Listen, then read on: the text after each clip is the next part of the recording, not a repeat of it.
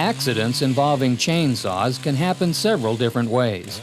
Sometimes the operator is off balance or reaching too high. Sometimes the blade is dull and hangs in the wood. According to farm safety specialist Larry Piercy of the University of Kentucky, the most serious accident is the so-called kickback. Now, the kickback can occur in two ways. First, if the top part of the chain is pinched in a cut or something, it can pull that saw or kick that saw directly back at the operator. But the most serious accident is when the tip of the blade comes in contact, and primarily the top quarter of that tip comes in contact with another log or limb where you're cutting, and that throws that blade back violently towards the operator. In fact, that chain runs about 50 feet per second. That means the tip of that saw blade is going to come flying back at that operator at about 50 feet per second. Piercy says there are a number of steps you can take to avoid serious injury. Make sure that tip stays clear of any other logs or limbs or anything that could catch and kick that saw back at you.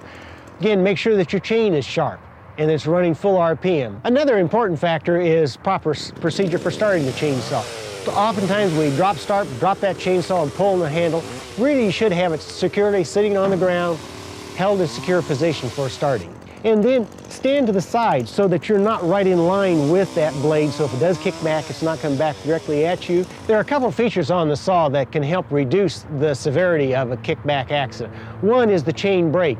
That brake is in position so that when your hand is on the handle and the chainsaw comes flying back, your hand hits the brake and that immediately locks that chain and stops the movement of the chain. Piercy says when operating a chainsaw, you should also consider using goggles, heavy gloves, and earplugs. For the University of Kentucky Cooperative Extension Service, I'm Haven Miller.